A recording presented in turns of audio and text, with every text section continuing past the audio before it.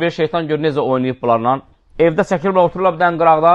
Yəni təsbih əlində, kirli paltarda, ailəsinə yaxın durmur, uşağına yaxın durmur. Ancaq güya zikirləyir. Subhanallah, subhanallah, subhanallah deyanmadan.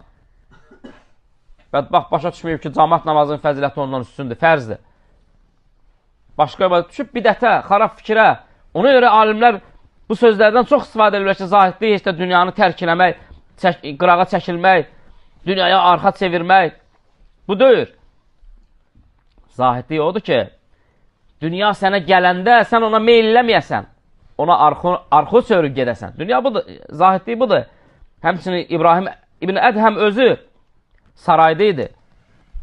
Sarayda idi və o dünyanın ona qalib gəlməsindən qorxaraq saraya atdı və oradan uzaqlaşdı.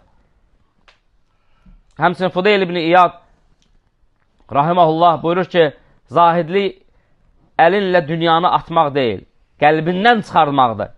Çünki dünya əlindən çıxsa, amma qəlbində qalsa, sən zahid deyilsən. Yalandan özü göstərmə.